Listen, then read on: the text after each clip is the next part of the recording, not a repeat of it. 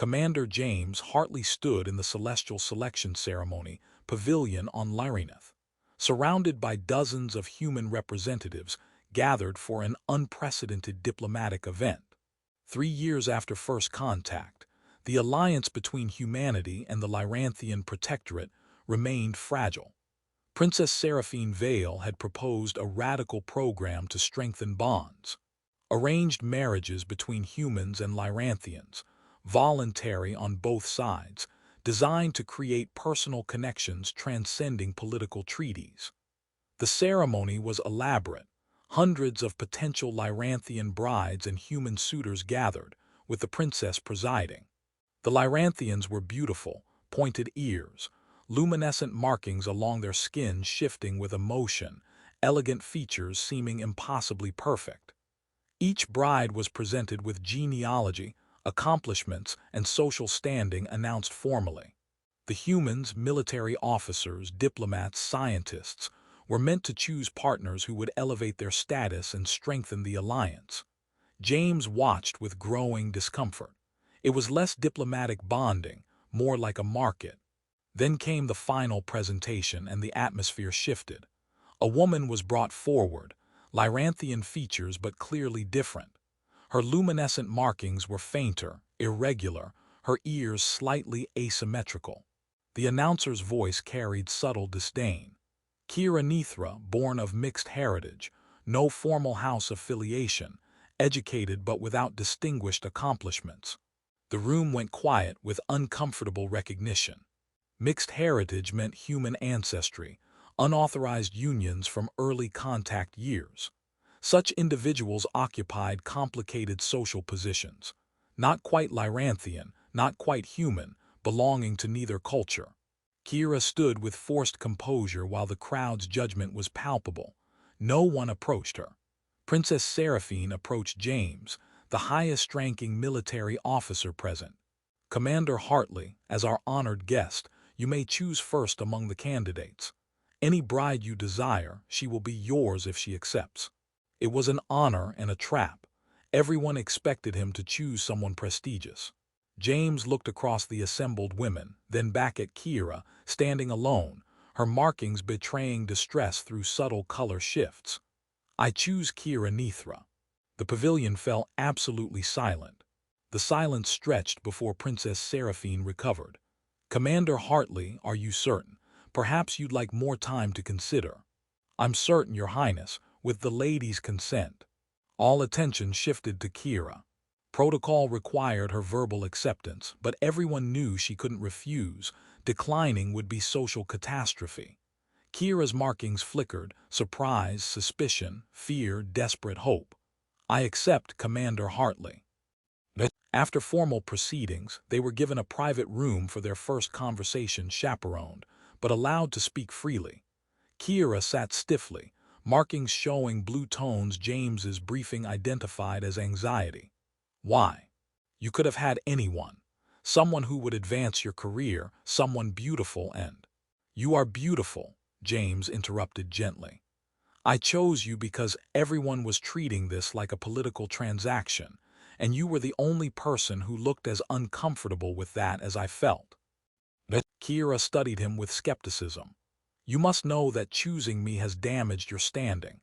I bring nothing, no connections, no advantage, no political value. You bring yourself, that's enough. You don't even know me." "True, which is why I'm hoping for a real conversation instead of diplomatic negotiation." James leaned forward. "Tell me your story, Kira." She debated, then spoke. "My mother was Lyranthian nobility. My father was a human diplomat. Their relationship was forbidden. When I was born, my mother's family disowned her. She died when I was young. My father tried to raise me, but authorities determined I should be raised Lyranthian. He was sent back to Earth. I haven't seen him since I was 6. Pain evident in her voice. James felt anger on her behalf. And the ceremony.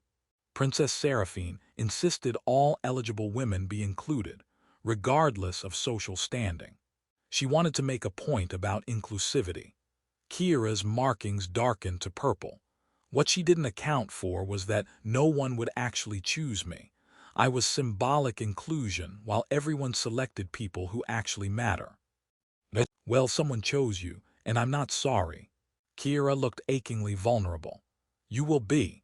Choosing me was either incredibly compassionate or incredibly foolish. Maybe both, James smiled. I've been accused of worse. Over following days, the newly paired couples went through bonding ceremonies. James and Kira were conspicuously isolated. Other Lyranthians kept distance. Fellow humans ranged from confused to openly critical. But away from scrutiny, they began actually knowing each other. She was brilliant, educated in both cultures, fluent in 6 languages, analytical mind cutting through diplomatic nonsense. Also deeply lonely, never quite belonging anywhere. A week later, Princess Seraphine requested private audience. Commander Hartley, I want to understand your choice.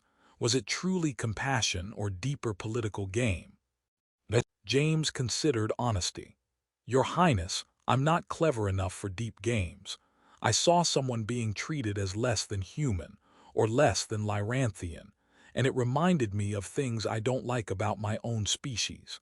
So I chose differently. Seraphine studied him. You realize choosing Kira has created complications. Other humans question the program's value if the highest-ranking representative chose someone with no standing. With respect, if the alliance can't survive me choosing based on character rather than status, it's not much of an alliance. Bold words. True words. You created this to build genuine bonds, didn't you? Not just political transactions. Seraphine's expression shifted to approval. I did, though I didn't anticipate someone choosing genuinely rather than strategically. She paused. Kira challenges many Lyranthian assumptions. I included her to force my people to confront prejudices. I didn't expect anyone to choose her. Maybe what happens next depends on whether Kira and I can build something real despite complications. And can you? Be honest, you chose impulsively out of compassion or defiance, but you'll be bound for at minimum a year. Are you prepared? I chose her. I'm not abandoning that choice just because it's inconvenient. Seraphine smiled. You're remarkably principled or remarkably stubborn, possibly both. As bonding continued, James faced pressure from his command. His superior was furious about diplomatic complications. You had one job, Hartley. Choose a bride who would strengthen the alliance. Instead, you've made yourself a liability. James stood firm. I chose someone worthy who was being excluded. If that's a liability, maybe our alliance has deeper problems. But he received unexpected support from Princess Seraphine, who publicly acknowledged James and Kira with the same respect as prestigious pairings. Their relationship deepened from cautious strangers to genuine friends, discovering shared interests and complementary perspectives. Then came the revelation. During private conversation, Kira asked, "Why do you think Princess Seraphine really included me? She had to know no one would choose me." "What do you think?" Kira's markings flickered with fear and hope. I think she was testing something. Whether any human would choose differently. Whether anyone would see value in someone who doesn't fit either culture's boxes. You think she wanted someone to choose you? I think she wanted to know if it was possible, if the alliance could transcend hierarchies and prejudices. Kira met his eyes. And now you have, and she's watching. We're not just a pairing, James. We're an experiment. The weight of being an experiment sat heavily as they approached the decision point. In 2 weeks, couples would decide whether to formalize unions permanently or part honorably. For James and Kira, it was complicated. They'd grown close, but their union carried symbolic weight. Success would prove alliances could transcend prejudice. Failure would reinforce existing prejudices. Crisis arrived when conservative Lyranthian nobles attempted to sabotage the program by revealing embarrassing information about paired humans. James became a target. They exposed disciplinary actions from early in his career. The scandal threatened collapse. In chaos, Princess Seraphine summoned James and Kira. "This is what I feared," Seraphine said, markings deep purple with anger. That prejudice would destroy something valuable.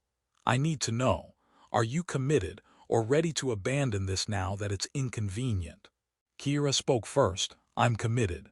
Not because of what it symbolizes, but because James chose me when no one else would. Because he's treated me with more respect in a month than most have in my entire life. Her markings shifted to warm gold. I love him. I didn't plan to, but there it is. James felt something shift. I'm committed too. I chose her initially because it felt right, but I'd choose her again because I can't imagine my life without her. If that makes me a liability, so be it. Seraphine's markings shifted to bright blue shot with gold, triumphant satisfaction. That's what I needed to hear.